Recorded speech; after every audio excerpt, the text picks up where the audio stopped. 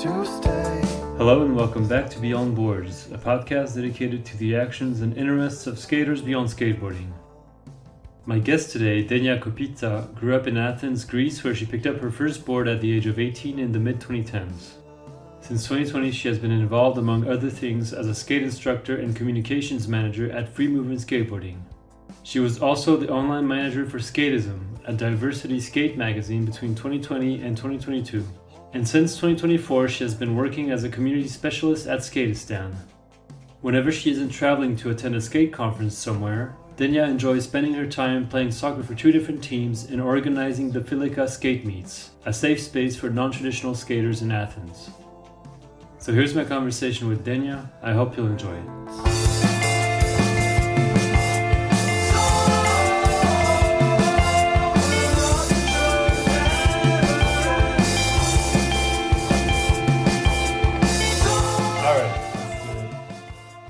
Hey, so this is Danae, Denia's friend, and basically one day I got in the car and Denia obviously was in the car and she got connected to the aux and spy music started playing, and that's when I was like, what is going on? So I asked her, why is spy music playing why were you listening to spy music? And well, yeah, I think Denia should answer this question and it will pretty much sum up what type of person she is. But yeah. Oh, that's so funny. Oh my god. Okay, that's a funny story. First of all, the fact that you got Danae on here. Oh, I love Danae. She's one of my best mates, and we haven't known each other for a very long time. She just moved to Greece from Cyprus. But yeah, she's like my sister, we are so much alike.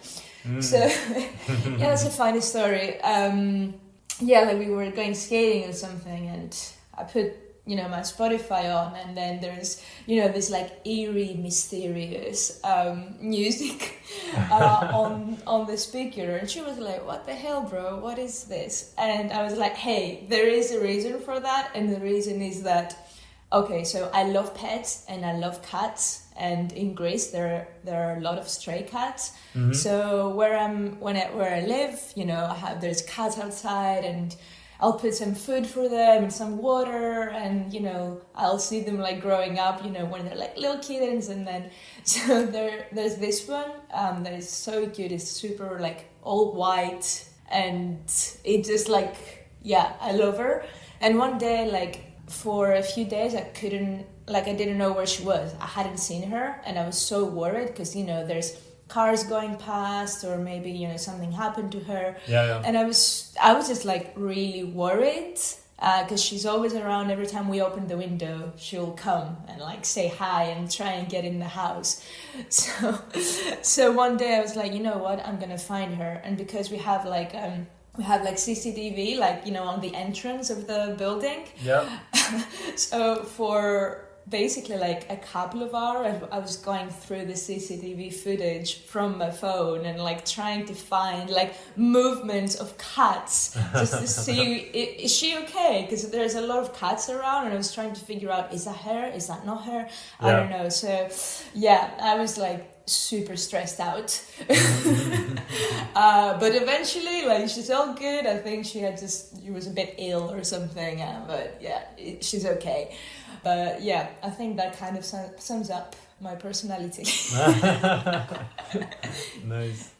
When she sent that, I was like, did she say spy music? I was like, what? Did I understand this wrong? Like, is this a kind of music I don't know about? Or I was like, I'm in the mood, I'm gonna find that cat. And I was watching the CCTV footage while just for fun, while having spy music over, and I was like, I'll find her. Getting in the zone. Yeah, okay. Investigative zone. That's so funny. Okay, let's do this next one. Over the years, you have seen so many individuals of all ages pick up a board for the first time and have seen their skateboarding journeys. What is your favorite moment to witness in that process? This was from Denia Nicolas. I was going to say, is it Denia? Okay. Yeah. That's damn. You've done your research. Yeah, Denia. I love Denia. We share the same name, which is crazy because I've never met someone with the same name as me, and we managed to work. Well, we were working together at Free Movement, and that's how we met. So to answer her question, I think doing that work for the past 6 years now that I've been at Free Movement. I mean, I have a lot of favorite moments, but I think what tops it all is just like when I see kids growing up, and not just growing up, but also like developing their skate skills, but also their personalities through skateboarding as well. Like there's a lot of, not just kids, but teenagers or like the young adults, like girl skaters that I meet and we skate together. And just the fact that they enter this beautiful world of skateboarding, it just means so much to me because, we're all skaters. I guess most of the people that listen to this podcast are skaters, and they all know what skateboarding is really, and, about the community and like the sense of belonging. And it's just really nice knowing that you play a pretty big role in someone's like journey, and especially like the beginning of someone's journey, because like when I started skating, I mean, I was pretty, I wasn't like a young kid. I was 18, and I didn't have any I didn't have any teachers or anything like that. There wasn't such thing, but also there wasn't many girls skating around. So I was just skating by myself and, with like the other boys in the skate park and stuff. But yeah, it would be really nice if I had someone to like look up to and get inspired by. So I think this is one of the reasons why I do what I do, because I'm kind of like trying to create a world where I would have liked to be in. Once exactly. I started skating. Because especially for girls at that age, a lot of times they will be self-conscious. Maybe they will think that they're not good enough. Maybe they will compare themselves to others, which is also what I did when I started skating.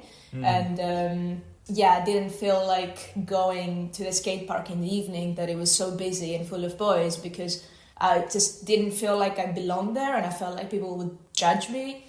So I would be going in the middle of the day, in the afternoon, in the summer Greek heat, which is insane. It was 40 degrees, and I was just going like at noon just because no one was there, so I could get better and improve, and then I could go down to the skate park in the evening and actually skate with the rest of the people. And I see that, like, I look back and I'm saying to myself, why did you do that for? Like, there was no point almost getting heat strokes just to not get judged by people. But, it is what it is. And that I'm trying to sort of tell the girls, especially, that they start skating, that, it's okay. Like, you're not gonna land your kickflips on the first day you go skating. No one is, and you have fun, and doesn't matter what other people think or all these things.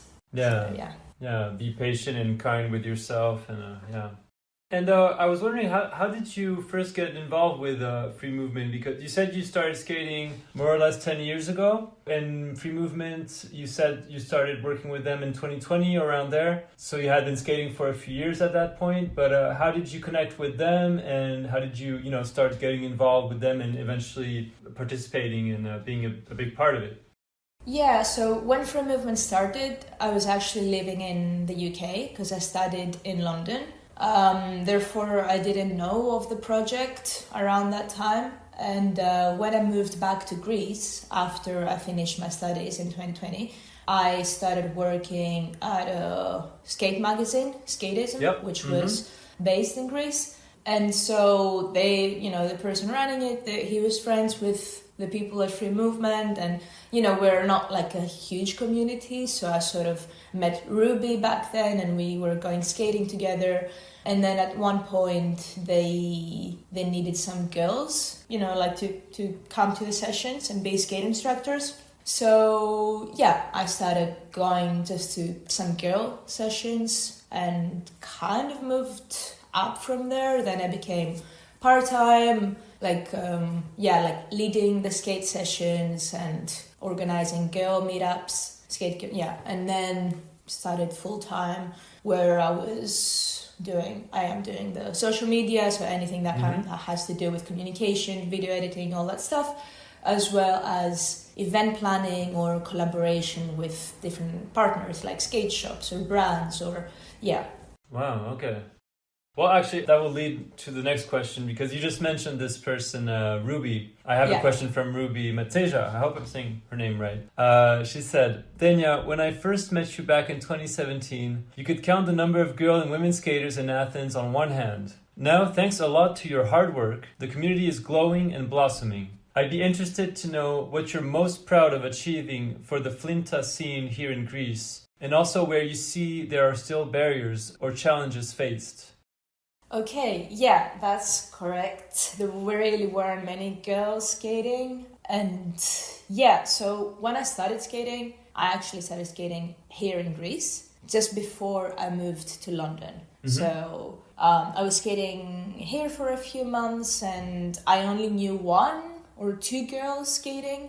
And then I moved to London. And while I was there, for the 4 years I was there, I witnessed the skate scene of London and it was insane. There were so many girls, so many different crews and girl nights at skate parks, and it was really beautiful.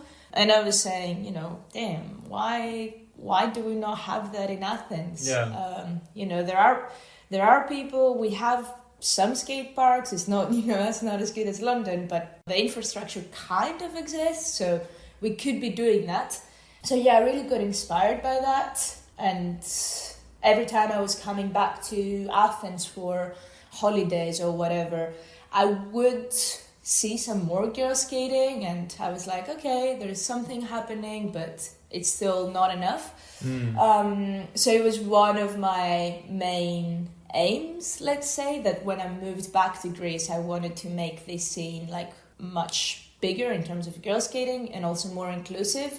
So we started with Ruby, we started Filika Skate Meets, which is a weekly skate meetup at a spot in central Athens, and there has been a lot of girls that start skating through there, and also of course through the free movement skate sessions, the young ones, and then they grow up and maybe they keep on skating.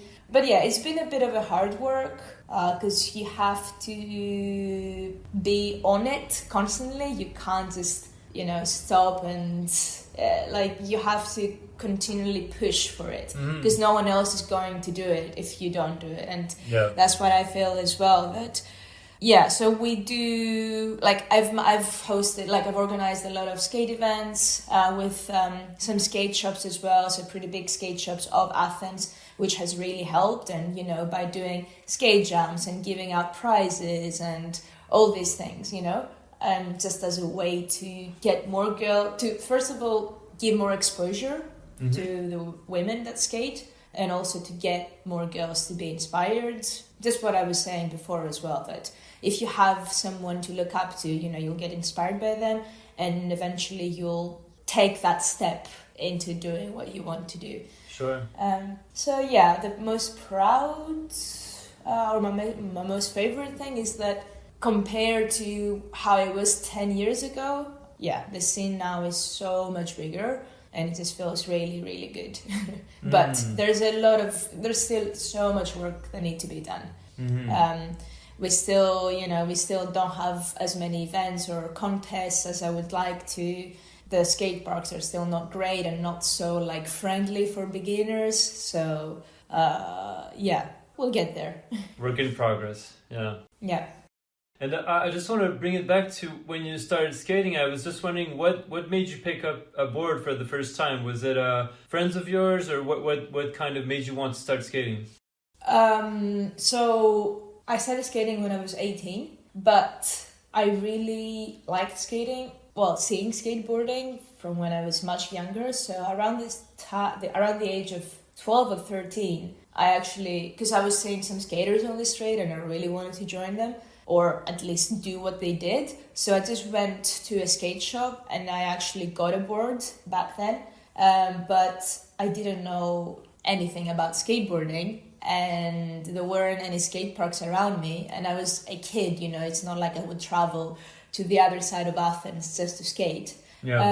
And also I wasn't, we weren't really using internet back then. We didn't have Instagram or TikTok, or I wasn't using YouTube and all that stuff just to see what's possible. So I kind of was just rolling down like under my house where there was like a bit of a pavement, and that's it. So of course I got bored of it because I was like, okay, I didn't know what else was possible. And I sort of like gave the skateboard away to a friend of mine, and that was it. And then, like years later, I finished school when I was 18, and I was taking a gap year before I moved to London to study. And I sort of was like, okay, I want to do something that I've always wanted to do, and that was skateboarding. So I sort of like persuaded a friend of mine to come with me, and we go buy like a skateboard and we go skate together, and that's how it happened. All right, let's do this next one. Hey Denia, how is it going? I actually have 2 questions for you. So first one, was there ever a moment where your gender or the gender of people you know clearly influenced the way you were treated or they were treated in the skateboarding scene? And the second one is, in your opinion, what's lacking nowadays in skateboarding to be a more welcoming place for everybody? Is that Rémi? Yes, Rémi Luciani. Yeah, I love Rémi. What a guy. Okay, so to answer the first question, I can say that I've been lucky personally in terms of I haven't had any crazy stories of sexism in skateboarding or of people treating me not that good compared to other stories that I've heard. Yeah. So it definitely, it definitely is a thing. Like I've heard many girls where they're, people like kick them out of the skate park or they call them names just because they skate. And it's, that happens everywhere. And I've heard things happening here in Greece as well. But I don't know, I guess like I've been lucky or been hanging out with the right people to say that I haven't had any major issues. Yeah, not really. Apart from the fact, of course, that what I was saying before, that at the beginning of my skate journey, I didn't feel like I belonged. Or, I would have been more stoked if I was skating with other girls compared to if I was skating with other boys. So that's kind of it. But at the same time, I feel like as a person, I grew up with boys. Like I have a brother, like all my cousins were boys, and I sort of like, I would play football and, I was very active as a kid, and I'm sort of like used to just being around both girls and boys. So I didn't mind, being the only girl. However, I remember thinking, damn, okay, like this girl, for example, I knew this girl skating, but she lived far away, and I was saying to myself, oh, it would be so nice if we could skate together and we could have like a little crew and, get more girls on board and all that stuff. Yeah. So, yes, that's one thing. And on the second answer, to answer the second question, like the skate scene could be more inclusive and more open-minded, because even though, a lot of people are, I feel like there are others that are not really, and every time they see something different, like someone skating in a different way than they are, or what's the norm, or getting like dressing differently, or just being a different person, they usually get judged, and that doesn't make sense to me, because the whole point of skateboarding is that you do something different. Otherwise, we would all be hanging out, like, I don't know, doing stuff that other people do. I don't know, playing football, or I don't know, like just, skateboarding is not something that everyone does, and it's just, and I feel like we should embrace that. We should embrace the fact that we're so different to the rest of the population, let's say, and not just judge and not have expectations that people are all the same just because they skate, because it's still like a hobby or a sport or however you want to call it, and there will be different styles. So I really dislike when people are judging others just because they're different. It doesn't make sense to me. Yeah. No, absolutely. Yeah, and it is kind of a bummer to see that skateboarding, especially now that it's so mainstream, there's a kind of a portion of skateboarding that is kind of closed-minded and very sports-driven and kind of very just skating is one thing, and like you do it this way, and like anything that's a little bit different from that is just not acceptable or something. And then there's a whole other portion of skateboarding, which is the one that we celebrate, you and I and a bunch of others, which is I think closer to like the roots of skateboarding, but it's there's these kinds of two faces of skateboarding that coexist, and that kind of sometimes will confront each other, but for sure. And also what I hate as well is the whole like gatekeeping, you know, when people gatekeep like different like different aspects, even when it comes to skating a spot and people don't say where it is, or if there is an opportunity for someone like young photographers or young filmers, and because you know there's a lot of them in the skate industry, and I feel like there's a lot of opportunities that could be shared, but what happens is that people just gatekeep, and the same people keep doing the same stuff, and then there's no opportunity for that others. Much growth, which is also something that I've been like trying to do as well, because that is so big. I feel like in Greece, and also with free movement as well, we're trying to kind of like walk away from that by having, for example, like young skaters joining the team and becoming instructors themselves, and then like if they want, they can also help with admin or with social media or with different stuff, rather than me saying no, I can do everything, and because I don't need any help, and you're empowering the next generation, and exactly. Well, you mentioned football, I think, earlier. I have, of course, a few football questions because I know it's something important for you. So this one is from Raisa Abal. Yes. She said, I've seen you play football. What does football give you that skateboarding doesn't? And she also said, do you practice any other sport? Okay. Raisa, I love Raisa. She is so inspiring. She's the fucking goat of women skateboarding. I mean, all the work she's done with, like Dolores and like skate photography. I really look up to her. She's amazing.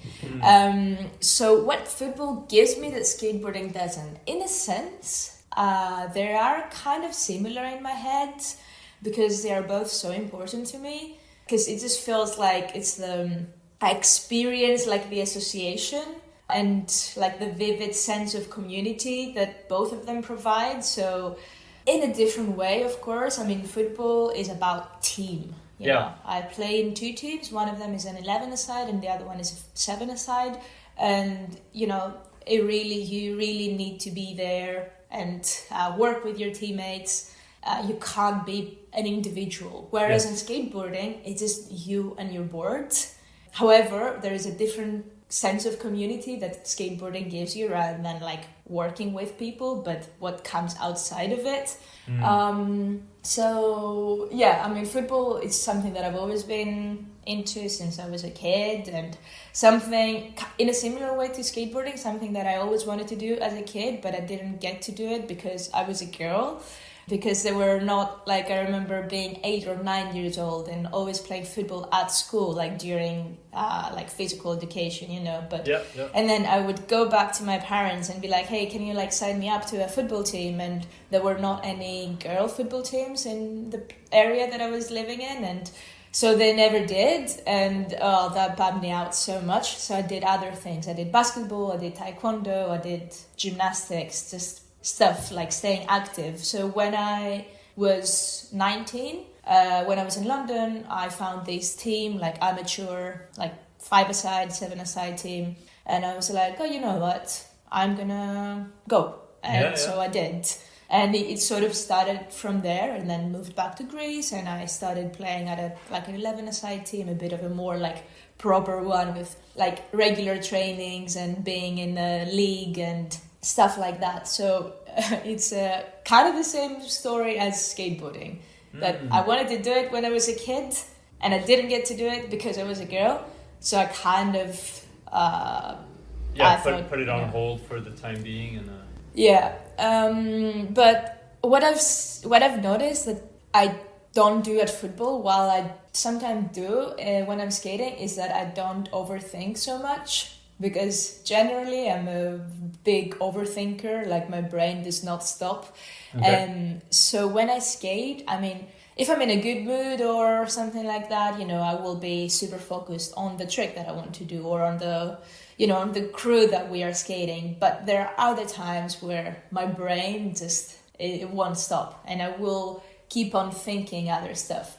And because it's just me and my board, so you know, there is space to think. Yeah. Whereas when it comes to football, you have no time. Yeah, you're very focused. Yeah, you're very focused. You need to communicate. You run so much, so it's almost like I think about not fainting, not about other like things or what's happening in my life. Yeah.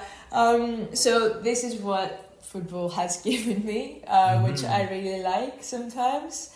But apart from that, in my head, they're super similar, really. Like the community, the belonging, the freedom that you feel when you're skating. You feel the same freedom when you're like running down the pitch with the ball on your feet and, you know, you're going to score a goal. Yeah.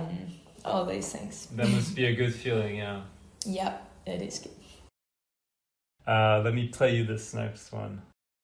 Hi Denia, it's Mina from Abalos. I was wondering what skills skateboarding taught you that you use more often in football. Man, you've done some good research. I try. So Mina is a teammate from one of my football teams. Yes, Abalos, is that what it's called? Yeah, Abalos FC. So Abalos in Greek, it means it's the person that can't play ball. It's the person that is like super shit at playing football. That's me. Definitely. So it's kind of a funny name for a football team. So first of all, strong legs. When you skate, your quads are like pretty strong, and that helps with football for sure. Yeah. Also, I feel like skateboarding. How do you say it? So when you skate, you're getting more comfortable when you fail, or you're more comfortable being uncomfortable. You know what I mean?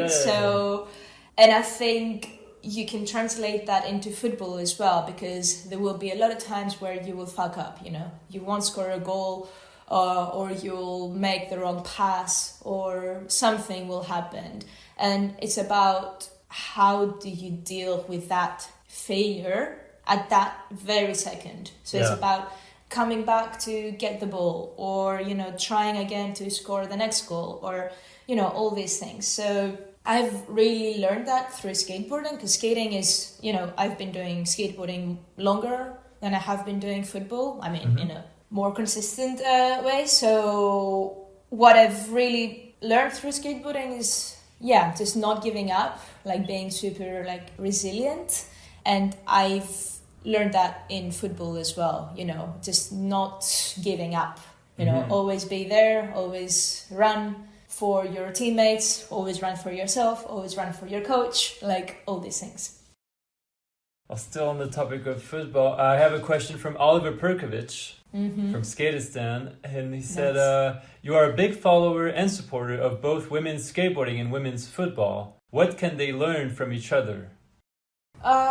So I think that both of them, both sports, let's say, have come a long way in the past few years. Even women's football, I mean, now you see stadiums being sold out and all the TV channels playing the Women's Euros or Women's World Cup. And it's so refreshing to see that, because, again, this isn't something that was happening some years ago, as well as skateboarding, as I was saying before. Like now you have different like contests and a lot more exposure, a lot more girls getting signed on brands.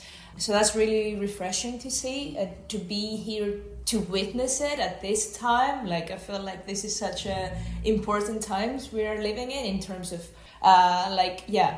women empowerment in different sports. Sure. And I'm super here for that. What could skateboarding learn from football? I think just giving opportunities to people and creating spaces for people to learn and to belong, because I feel like there is a lot of women's teams now, women's football teams. There's a lot of women leagues of like five-a-side leagues of like amateur teams playing and all that stuff. And I think that it would be really nice if skateboarding also adopted that way by giving even more exposure to girls skating and doing more contests or events, not just contests, but just giving the space to people to skate, but not only in a way that I want to win, I'm here to win the money or to get the prize, but more to be all together. Yeah. So with, like, for example, with FC Abalos, right now we are organizing this football tournament where we're playing every Sunday, and there are 9 teams in it, all of them being amateur women's teams. So there are girls in there that have played football before, and there are others that haven't. And the whole point of this tournament isn't to win. There is no money prize, there is no jump. I mean, there are some 3D printed medals, which are really sick. But it's more about getting together every Sunday, listening to music, drinking, whatever, there's a lot of fun on the side, cheering on the teams and just having a good time playing football together. So there's no, it's just about, there's not an extra thing to it. It's not like we want to win or we want to get the bigger team. It's more about just being together and having fun and not beating the other team and Yeah, exactly. All right, I have one also from Viktor Telegin from CHPO. Yes. He said, ask Denia if she would rather become a professional skater or footballer. Oof. Damn, Viktor, always asking the right things, huh? I mean, ideally, neither. Both? I wouldn't. No, really, I wouldn't want to be professional in either of them. I feel like there's too much pressure, and because what I was saying before, I overthink so much, and sometimes I really don't think the best of myself, and judge myself or whatever. And I don't really think I would like to be doing either of them, to be honest. I like where I am now. I like having fun on my board. I like having fun on my football. That you're not pressuring yourself too much with it. Yeah, exactly. I mean, the past year, so with my 11-a-side team, we're just finishing our league now, and it's been such a beautiful but a bit overwhelming year, because we train 3 times per week. Every Sunday or every other Sunday we have a match, and before a match on the Saturday I'm trying not to go out. I'm trying to be super go to bed focused early. Yeah, exactly. And I mean, it's been good, and I don't regret it, but I don't think that's something that I would like to be doing as a profession, because it's just a bit too much pressure, I felt it this year, and no, not for me. No, for sure, it's a different lifestyle and commitment, and it probably takes a bit of the fun and the spontaneity out of it. Absolutely, yeah. And last football question from Ascott. He said, how is your football team doing within its league this year? So it's funny that he asked that, because up until last week we were first on the league, which means that if we had won a game that we drew, we would have basically gone up. We would have got promoted on the 2nd national division, because now we're in the 3rd national division. Okay. So it's been a very long year, as I said before, and so at the moment we are 2nd, and we have one game to go on Saturday, and we'll win that game and we will be second. Therefore, there's no promotion for us this year, which, I mean, you know, maybe it means nothing to you or to people hearing that, but for us, like, we worked so hard, and from December and up until April, we were first in the league. We've won a lot of games. We're still undefeated. We've just had like a few draws, and yeah, it was a bit painful because you're working so hard for something, and then you see someone else snatching your win, you know, at the very last minute. Yeah, and I can see that. Yeah, but it's okay. Like, we're with that team, we're super close with each other. It's like a family to me, and all the girls are super cool. So yeah, we're like, okay, that's fine. There is a next year. Yeah. And the most important thing is that we're all healthy, we're all here, and we did our best. So kind of like seeing the positive things. Exactly. But yeah, it still stings. Yeah. It must be. It does. Hard, it does. All right, we're gonna bring it back to skateboarding, but let's see. I have this one. Hey Denia, Makke here. I hope the interview goes well. My question is about your trips, where you go to different conventions or meetings in the name of either free movement or Skateistan. What do you try to bring home from these trips? With that being said, I mean, what kind of mindset do you have when you go in for those trips? Do you try to make a lot of good connections that could be valuable for your work and organizations you work for? Or do you have like a cultural aspect in mind with these trips? Really, whatever. How do you feel when you go on this trip, and what do you experience during and after these trips in the name of Skateistan and free movement? Yeah, that was all for me. Take care. Bye-bye. Oh, I love Makke. He's the best guy. Yeah, I was just in Malmö last week, actually. I saw that. Yeah. Yeah, I was staying at Makke and Lauren's house and playing with Lova. They're the sweetest angel of a daughter that they have. She's like my best friend. I love her. Awesome.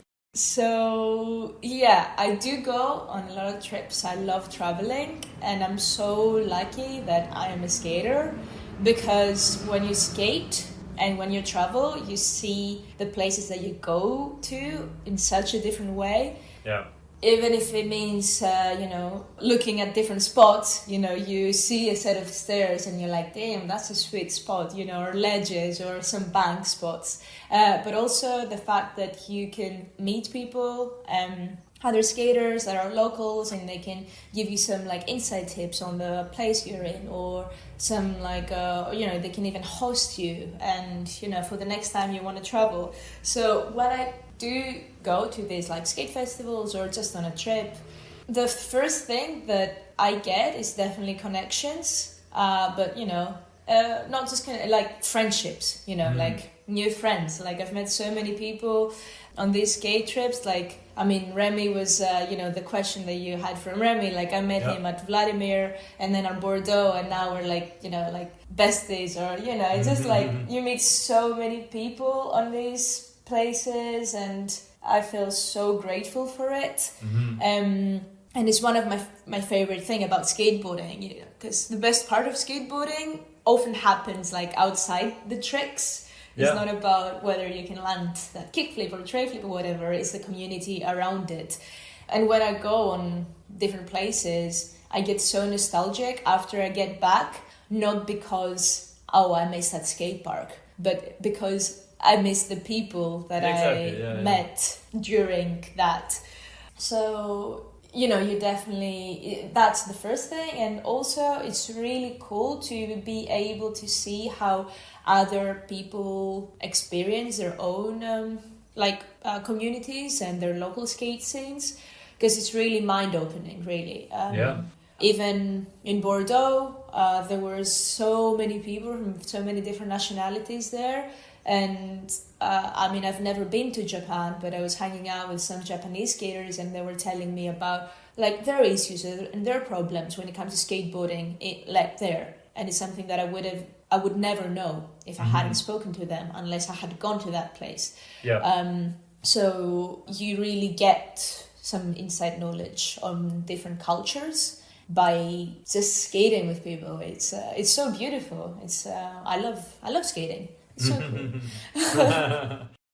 And so I also saw, I think it was either on your Instagram, on the Free Movements Instagram, but that you, so you didn't travel, but you kind of hosted a similar organization to you from, I think, Morocco, who came to Athens to do like a few days of like sessions and some, like maybe a workshop of some sort. So do you guys try to do that as well with Free Movement, to kind of have people come over who do similar initiatives to you in other countries, and so you kind of do workshops, you do sessions, you do stuff together to kind of learn from each other?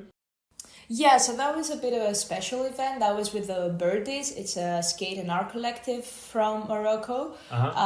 So we actually had gotten that funding from Skateistan and from it was a Pushing Against Racism grant from a few years back, where we basically had the idea, because Denia, the other Denia, she was friends with these people, and we wanted to do a collaboration where they would come or we would go and host some workshops and kind of show the kids that come to the Free Movement sessions about the fact that, look, there's other people similar to you, because we have a lot of Moroccan kids or kids from other places, and to show that there is skate communities out there, that they also do cool stuff, and the same for the Greek skate community, for them to see what happens in places other than Europe and the US. Because on Instagram and socials, that's the only thing you see. It's Western world skateboarding, when there's a crazy scene in like Africa or in Asia, and people don't really know about that. So a few people from the Birdies came and they stayed in Athens for a week, and they came to some Free Movement sessions, and we hosted a film photography workshop and a drawing workshop, and then we had this big event where we showed the things the kids had produced, and there was like a party and a skate session, so kind of like a blend of these two like cultures together. That was a really, really cool project. And it's not something that we've done so much with Free Movement, in terms of we haven't hosted like other skate projects, but it's something that we definitely want to be doing because, like you want to show to people what's out there.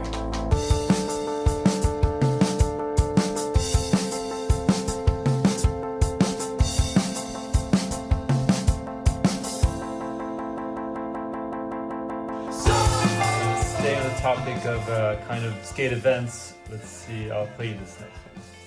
Hello mate, it's Dave, hope you're good. So we've met each other over the years at various skateboarding events around Europe, be it the Marathon in Vienna, Vladimir Festival in Croatia, or just, I don't know, eating pickles in Germany on kayaks. There's a lot.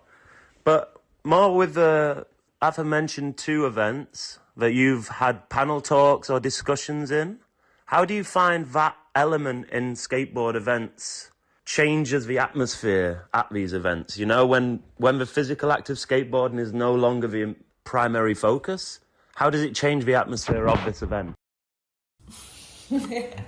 Oh, Dave, he's, I feel like I say that with all the people that you've found, but he's the best fucking person, such a sweetheart, and such a good mate, and it's like good energy, good hype man, such good energy. Yes, like at every skate event we've been together, and like I visited him in Berlin last year. It's just like good times only, so and I've had like a couple of talks or panel, like being part of a panel at different skate events, and I think that it definitely is so much different compared to the skate events that are pure skateboarding, gnarly tricks, all that stuff, because it just feels more inclusive and more thoughtful. And it feels like it's more about, like the community of skateboarding, like what skateboarding is about as a whole. So the people you meet, like the communities you create.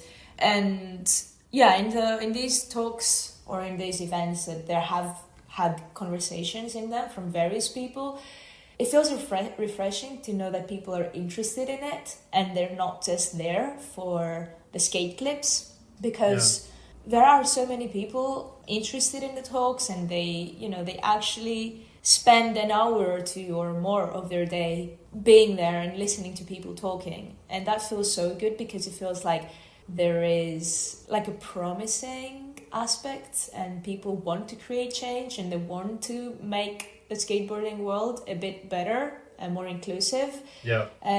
Which I think is like, we definitely need that. There's a lot of work that still needs to be done, and people are here for it and they're up for creating these changes.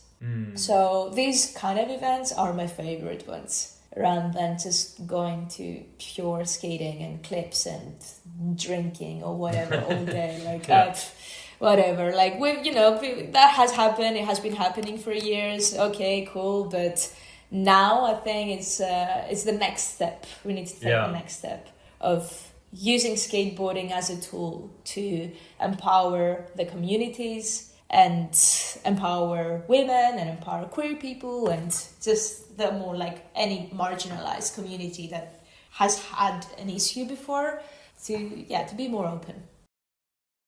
We're actually going to stay on that topic for a second, because I have a question from Indigo Willing. Nice. She said to ask you, what are the key takeaways from our panel session at Connect, and why is it important women get to be visible in such spaces?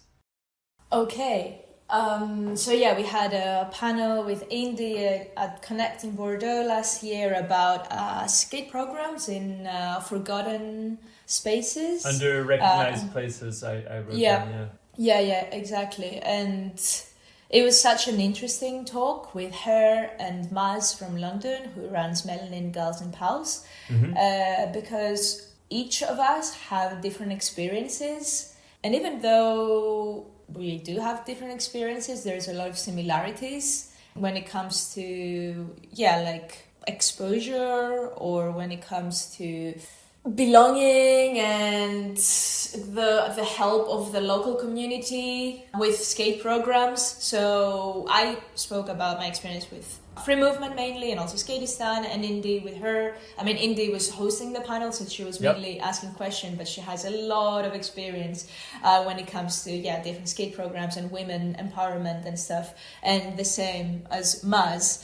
So it was really important to talk about how skate programs can like educate and can refresh, and they can regenerate cities and communities, which was also the main focus of Connect Festival, about also reshaping public spaces into sites of healing and connection. And it was just a really cool talk and conversation. And the fact that it was so, I think it must have been like 100 people or more in that room. I felt so, it was the first time I was talking in front of so many people, and I felt so anxious because all of these people, they know their shit, like there's there's researchers, and there's tutors at universities, and people that have literally studied like skateboarding and public spaces and community. And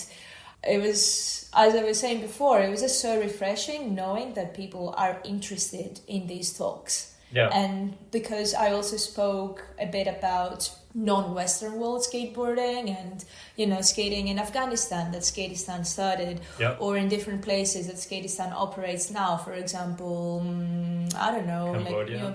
Cambodia, South Africa, Bolivia, like different places, and people were so interested in learning more. And after the talk, a lot of people came to me, and they were interested in maybe running their own skate project in the place that they are based in, and like asking for tips or suggestions, or things like that. So yeah, I think it's really important to be giving space to people that have done a similar thing in their own community, because it's the only way to sort of like move forward, I think, in order to create even more skate programs and make the skate community more inclusive and open. All right, let's see. Oh yeah, I have this one from Daniel Clarke, who I think works at Skateistan with you. Yep. So he said, I love working with Denia at Skateistan. Her passion for her work really shows, and I know she'd love to visit all of the locations we work in. But I'm curious to know which project would be her first choice to visit, and why that one in particular. Ooh, damn, that's a good question. I mean, it's true that as I said before, I love traveling and I love witnessing like the on-ground skate projects. So at my work at Skateistan, I do all the editing videos and stuff, and I know all the projects that we operate in, all the locations that we operate in. So I have a pretty good knowledge of these places, but only through videos. And man, I would really, really love to be able to visit all these places. I think, if I had to pick one, I feel like it would be the Aini Skate Project in Bolivia, because that part of the world I've never visited, and it looks, Bolivia as a country looks really beautiful, but also that the skate project, the skate park is the highest skate park in the world. Oh, yeah. So, and I've read some articles and I've seen some videos of people saying that they literally feel, they skate for 5 minutes and they feel out of breath. Yeah. But after a while, they get used to it. And, you skate at this, actually, it's a pretty good skate park. And you have the craziest view of mountains around, and it just looks really beautiful. So, I think at the moment, I'm kind of... Yeah, because I was making a video about it the other day, and so You wanted to go visit it and see it for yourself, yeah. Yeah, exactly.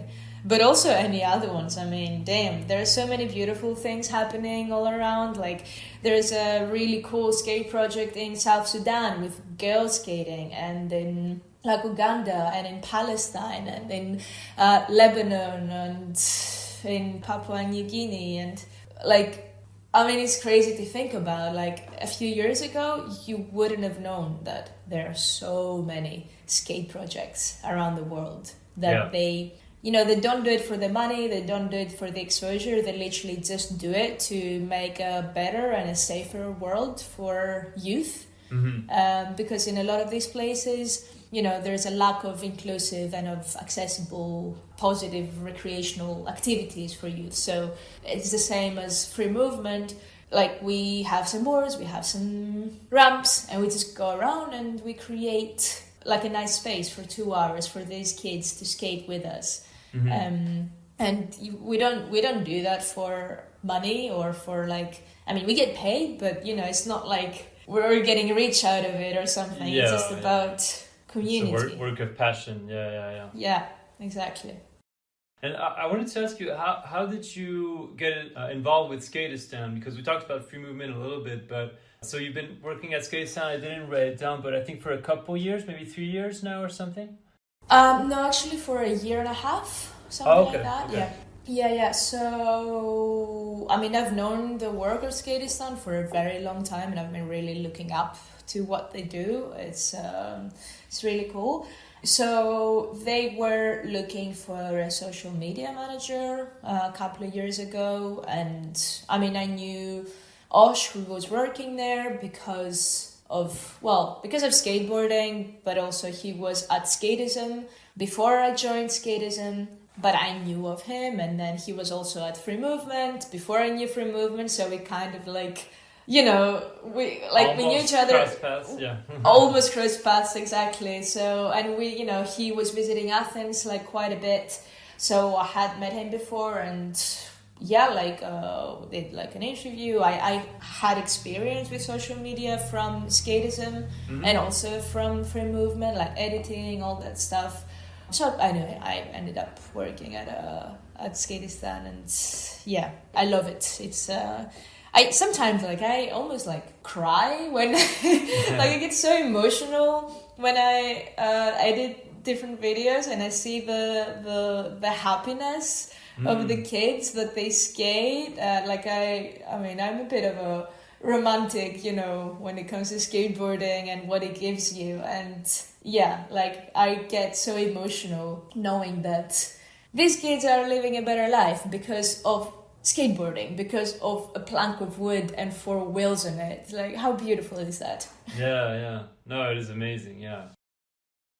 Okay, let's do this one from Harry Meadley. So he said, I've only been able to admire the Filika skate meetups from afar, but they have always stood out as amazing examples of inclusive skate sessions, and particularly the efforts to host them at street spots. I'd love to hear more about what you feel you've learned from doing Filika over the last 5 years, and what lessons we, the rest of skateboarding, could also learn from them too. Okay, that's a good question from Harry. Okay, so the reason we're doing them at street spots is, the main reason is because there are many skate parks in Athens, and they're not so accessible because all of them are either in north or south or east or west. There's no skate parks in central Athens where most people are living, or it's just the most convenient place for people to go to. So it would be really nice if there was a skate park in Athens, and it's something that I've been dreaming about since I started skating, but that's a different conversation about how things in Greece work. But yeah, we started doing these skate meetups, weekly skate meetups, 5 years ago. We started them with Ruby in a spot in central Athens, which is a super cool spot. It's a massive flat plaza, super nice ground, marble. And it has a little ledge on the side, a small money pad. So, there's things to do there as a beginner and also as a more advanced skater. So when we started them, they were really quiet, or they were going up and down quite a lot. 1 week you'd have loads of people, the next week not so many. But it's what I've learned is really that it's all about consistency. You need to push in order to create change. You can't just do one thing and expect people to get on board with that. Yeah, exactly. So it really, it has been a bit of a hard work, which I love. I do it, this isn't something that I do for money. This is just my project, and it's I love it. And all the girls that are coming to the sessions now, we're sort of become this super cute crew, hanging out, skating for a bit, having some beers afterwards. So it's a really nice community that we've created. And actually on last October or last November, we celebrated our 4th birthday? Okay. Or 5th, I don't know.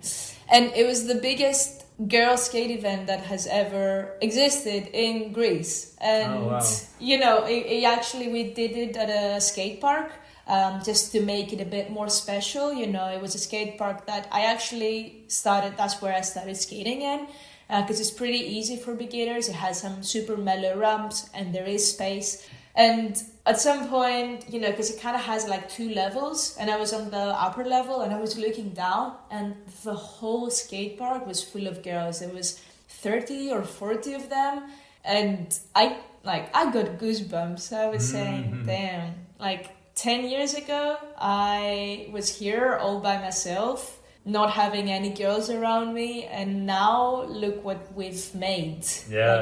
Hosting the biggest skate event, the biggest girl skate event for girls, and all these people skating, hanging out. We had a big speaker with music. I had gotten some little gifts from different brands to give out to the girls, shoes and decks and accessories and stuff. So it was really nice. But it's really, it's a consistency. You have to keep pushing in order to create change. Yeah, that's exactly what I've seen. Okay, let's do this one. Γεια σου, Denia. Έχω 2 ερωτήσεις για σένα, βασικά, 3. Η πρώτη είναι, με όλα όσα έχεις κάνει στον χώρο του skateboard, πού βλέπεις να πηγαίνει η καριέρα σου από εδώ και πέρα? Η δεύτερη είναι αν έπρεπε να διαλέξεις ανάμεσα στο να μην ξανακάνεις ποτέ skateboard και στο να μην ξαναπαίξεις ποτέ ποδόσφαιρο. Τι θα διάλεγες? Και η τρίτη, μπορείς να μαντέψεις ποιος είμαι? Γεια!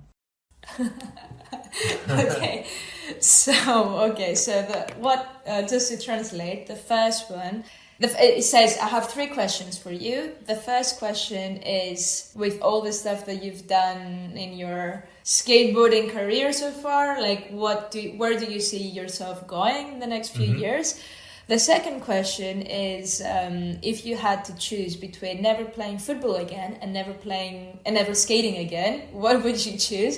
And the third question is, can you guess who I am? I can guess who it is. It is Osh. Yes, speaking Oisin Tammas. Greek. Yes, that's the one. I didn't know he spoke Greek that well. I obviously don't, so I was like very impressed. I know he spent some time over there, but I didn't know he was so fluent. No, he lived in Greece for a few years. He with his family as well. They would be coming to Greece often. I think as a kid, but he's actually pretty good. I mean, for a person that doesn't he lives in the UK now, and for a person that doesn't speak Greek all the time. He's such a smart guy. Oh, she's so smart. I really love him. I look up to him so much. So I have no doubt that he speaks it so well. So the first question, where do I see myself going? God, I think about that quite a lot, and I have no idea. I don't know what I'll be doing in 2 days, The thing is that when I finished uni, I studied animation, so nothing compared. 3D design, right? Something like that? Yeah, 3D animation, and sort of specialized in 3D environment design, so modeling all the background stuff for 3D animations. And where I am now is nothing related to what I studied. So it's not something that I was planning on doing. I just sort of got here. So I really don't know where I will be. I mean, I really like what I'm doing now, and I wouldn't change it at some point, because I loved my studies, and it was something that I could see myself doing.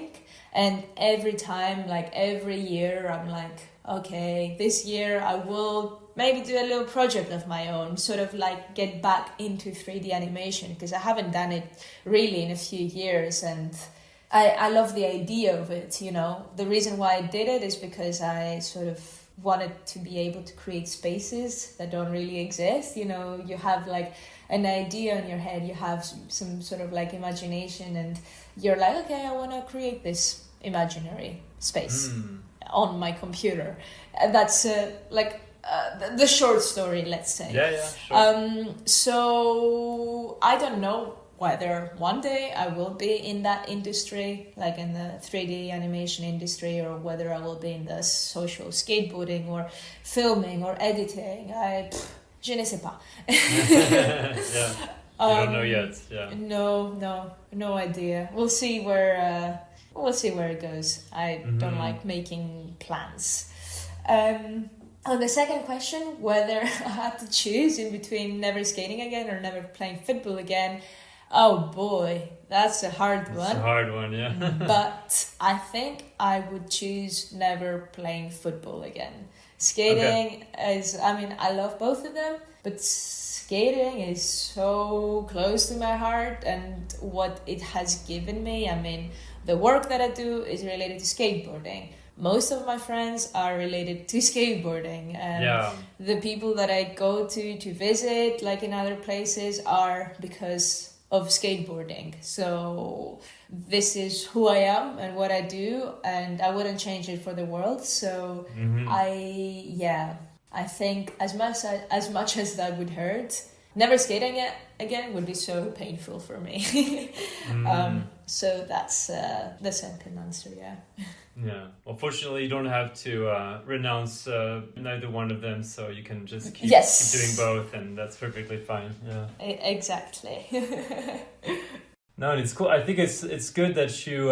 It's interesting that you. I saw that you had studied 3D design and stuff, and to see where you're at now, which is a different kind of field or job that you're doing. I think it's cool to just not know where life is going to take you. You know, I remember a few years ago when I was still a student. I think I talked with this guy I was interning with at a company, and he told me like he had like kind of a business plan for his life in mind, like in 5 years I'll be there, in 10 years I'll be there. And he did exactly what he told me like 15 years ago or something. And now he's a father of 3 children. He's like, he works in wine imports, which was what we were kind of there for, whatever. And so he did everything he set out to do, you know?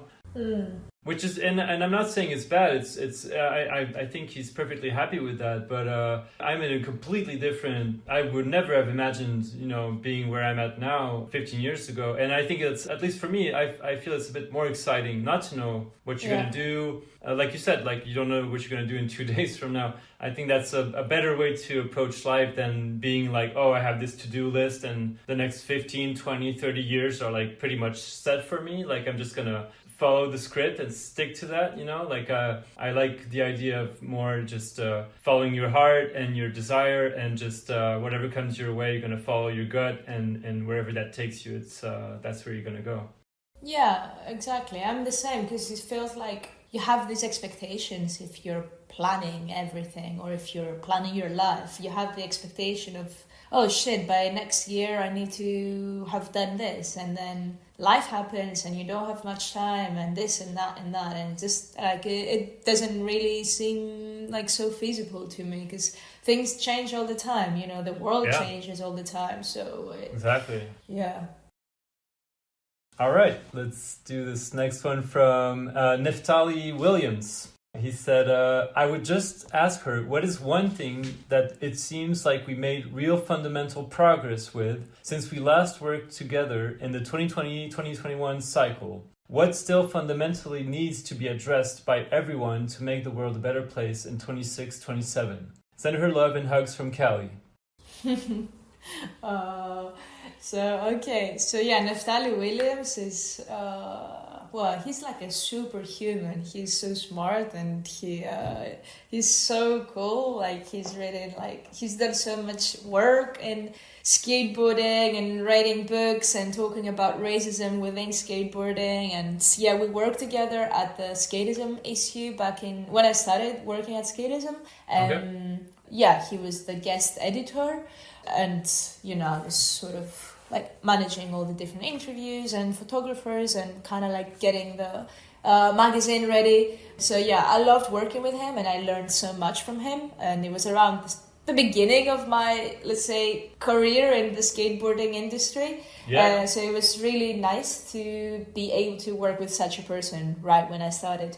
So compared to that, relating to his work as well, there is a lot more talks now and discussions on racism within skateboarding. There's a lot more grants there's a lot of money that are focusing on eliminating, let's say, racism and any sort of different hatred when it comes to any sort of like grips in the skateboarding industry, which is really cool.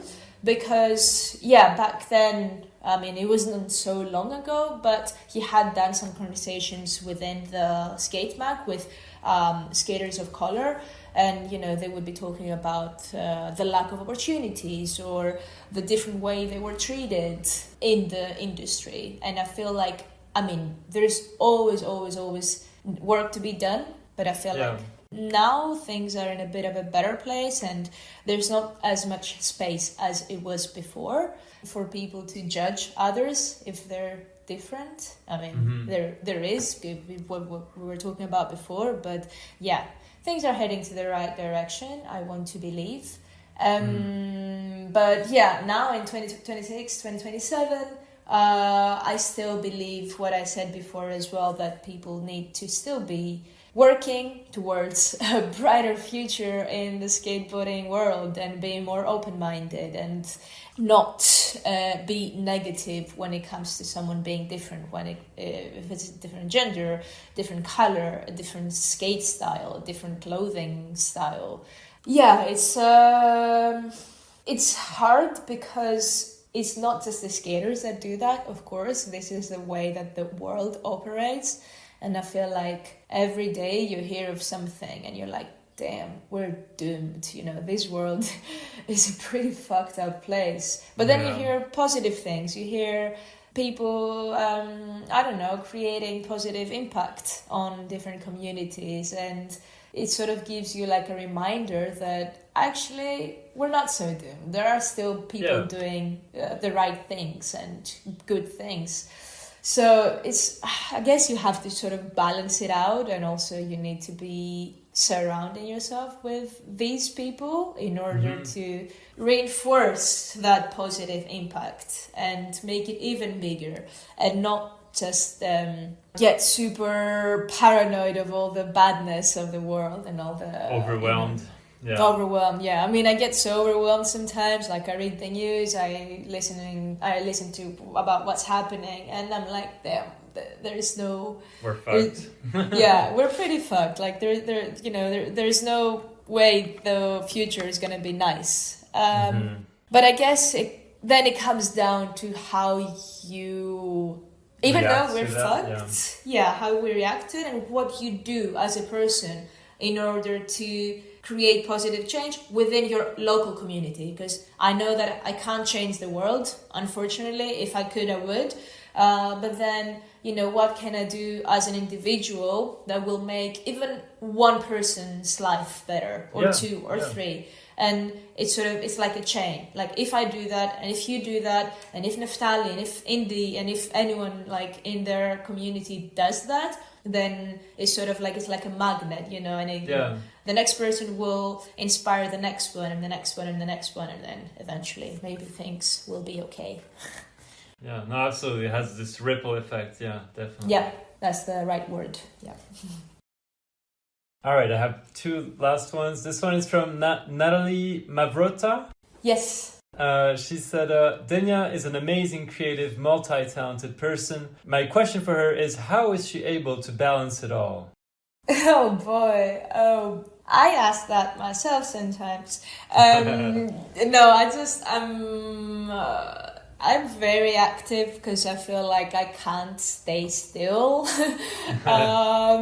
It's not about wanting to, I do want to do nice things, but I feel like, I'm just used to being active all the time. As I said, as a kid, I was doing like basketball and taekwondo and gymnastics, and then doing this and that, and then skateboarding and football at the same time, and sometimes training with both my football teams on a Wednesday, and then going skating or whatever. I just have this energy because I love the things that I do. So it's sort of like I'm so passionate about these things, and this is, I think, where that energy like stems from. I mean, sometimes of course, like, you get tired, you get overwhelmed, you get like a little bit of a burnout. But I just a lot of times I'm trying to see things from a outside perspective of, I'm here now. I'm so grateful to be healthy and to have the people that I love around me, and to be able to get on my board and stroll down, the street, or I'm so lucky to be able to run, to go get that ball, for example, at football, because a lot of people are like, I don't want to run again, whatever. Like, if we're at the training and our coach makes us run for like a lot, kind of like doing exercises and stuff, and someone will be like, I don't want to run again. But I'm like, I'm lucky to be able to run. There are people out there that can't do that. They might be injured or they might be unable, and it just gives you like a different perspective. And I'm like, you don't know what will happen tomorrow. And I like doing things that I can, now that I can, that sort of thing. Are you able to have this kind of perspective all the time, or do you because I can have that sometimes, but most of the time I'm kind of more in my own head and just, maybe a bit too negative sometimes. But when I take a step back and have this perspective that you just mentioned, I can look at things more clearly and be like, okay, I need to just chill out and just remember that I'm very privileged and lucky and everything. But are you able to have this perspective like most of the time? I can, of course, sometimes, as I said, like I get overwhelmed, like I get tired and stuff, so I can be pretty negative, but I think I'm kind of used to be doing these things all the time. Like every day of the week, I get back home at midnight and then, chill for a bit and then go to bed, and then the next morning again, like go out and do stuff. So what's been happening the past few years is that I'm used to it. So it almost feels like if I am not doing these things, I feel weird. Because just my way of life at the moment. And it's the same as, for example, usually in the summer, I travel quite a lot because I don't have football. So during the year, from September up until May, I don't travel so much because of football, because we have matches every week and trainings, and I don't really want to miss that. So I'm here for my team, but then once May goes and once the league is finished, I'm like on a tour. I will go to different skate festivals that they usually happen in the summer, or I'll visit my friends abroad or do stuff. And last year I had done that. From May up until September or October, I was going somewhere like every month. And in October, I was like, fuck, like I'm so tired. I want to chill at home for a bit. And that's what I did. Like I chilled at home for the next like 8 months. And chilled, I was still doing stuff in Greece or in Athens. Chilled but, at home. You were at home, yeah. It's not on a trip. Not traveling all the time. Right. Yeah. And I gave myself some time to relax a bit, and now I'm ready again. Like May, going to London for the Social Skate Summit, and then maybe going somewhere else in June and somewhere else in July, and sort of just go around like that again. Mm-hmm. Yeah, this is something I think I've talked about with other guests here and there, but about just traveling all the time, because, I've interviewed a lot of pro skaters, for example, or people in the industry, or photographers, filmers, whatever, and I'm always fascinated by people who are able to travel and who seem comfortable traveling, basically, with that kind of lifestyle, because I'm quite the opposite. I thrive at home with a routine, going to bed at the same hour, more or less, that works a lot better for me. Like whenever I'm on a trip, I do, for example, we crossed paths at Connect, and so I went to Bordeaux for a few, and I loved it. It was amazing, but I think I'm just very introvert. I'm a very introvert person and very shy, and so when I go to these things, it really takes me out of my comfort zone. So it's amazing. It's I love doing it, but it pumps a lot of my energy. Then I get out of those very just tired. And I need a long time to kind of recuperate. But do you feel like you're you just said that traveling for a few months, then eventually you reach a point where you're just exhausted, but do you really enjoy as well, like being on trips, and do you feel like you thrive in being elsewhere and just with a bunch of other people and stuff like that? Do you feel comfortable in those settings? Yeah, so as a person, I'm pretty introvert as well, in a sense of I also like my space and my I love having feeling like there's a safe space for me to go to after a long day or something. However, I also love being around people in terms of like if there's a good community, if there's my friends there, I like hanging out and skating and stuff.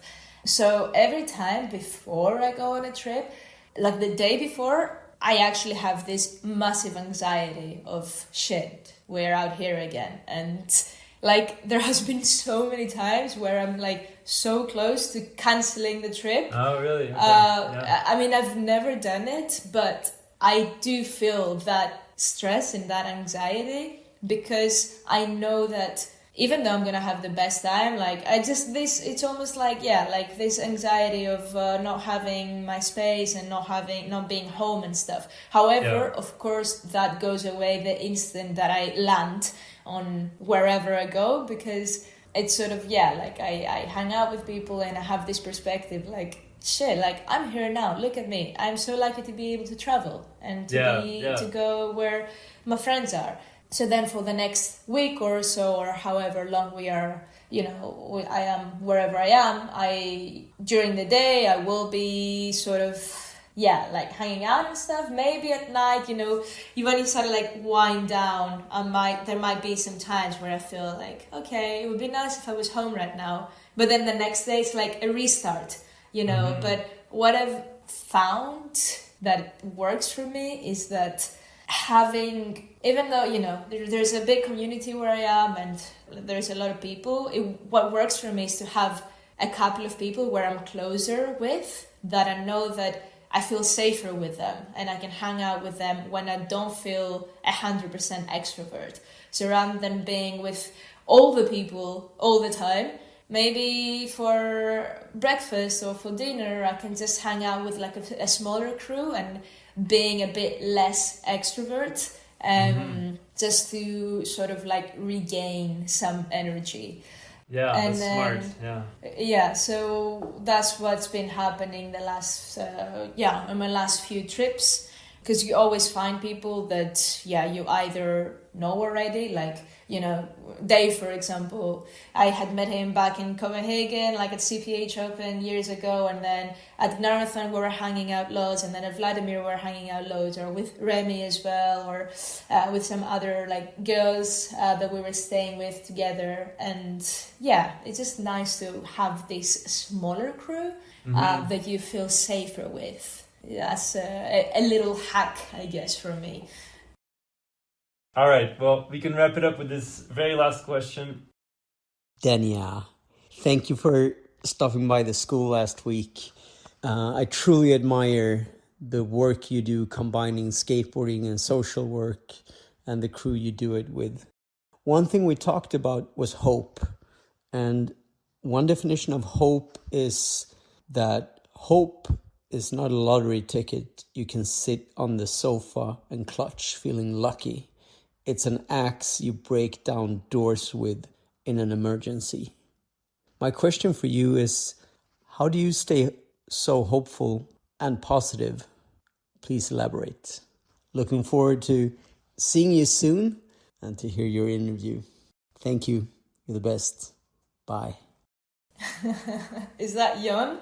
Yes. John Dahlquist, John Dahlquist, it was at his at Brigadier skate school last week for when I was in Malmö. I mean, it was so cool to get to experience the school itself, but also Jan's class and Makke's class as well.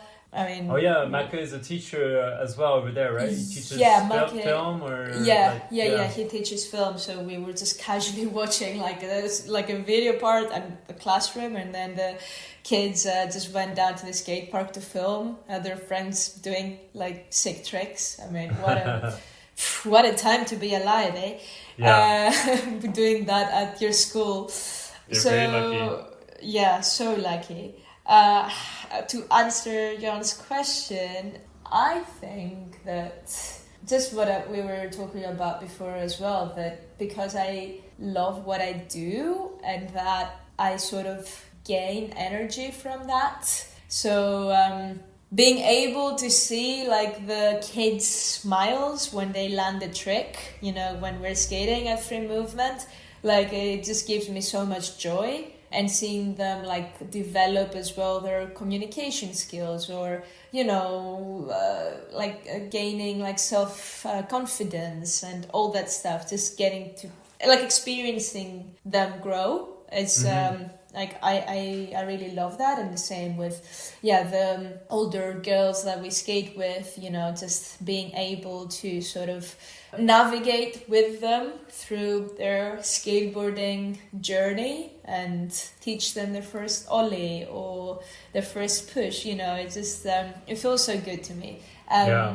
But Yeah, I mean, I can get, yeah. I feel like when someone gets to know me, I'm so like happy and like, you know, I'm like an extrovert and like I do things all the time. And, you know, it's true that I do, but then when I'm alone, you know, I can get like a bit different, you know, I'm self-conscious. Like I think about maybe things that I could have done better, or am I doing enough, or am I not? Yeah. You know, there's always that like constant like almost like a fight within. Yeah, exactly. And you know, something that people think like, you know, maybe some people are struggling with like as a whole, but. Yeah, the fact that I've met so many amazing people within the past 10 years that I've been skating, and the fact that I can call them my friends for life, and I know that, you know, next time I'm in Malmö, someone will host me. When I'm in France, someone will host me. When I'm in like Germany, someone will host me. And because we're so close with people, we get so close just because of skateboarding. And you have the same experiences with some people and you get super close with them. So I guess I've sort of answered Jon's question, but just the summary, yeah. Doing what you love is such a privilege, and being able to work in that industry and in that field, for me, is the best thing. Like just working in skateboarding and getting to travel because of work and going to skate events, oh my gosh, what the hell. I never thought that I would be doing that when I started skating 10 years ago, you know. Oh, that's amazing. All right, well, we can wrap it up here. Thank you so much, Denia. So good to be here. Thank you, Quentin. These were some really good questions. Covered a lot of things. That's it for my conversation with Denia. Follow her on Instagram at denia.kp to keep an eye on her upcoming projects, and make sure to support and follow Free Movement Skateboarding at freemovement_SB and Skateistan at Skateistan. Thank you for tuning in. See you soon for a new episode of Beyond Boards.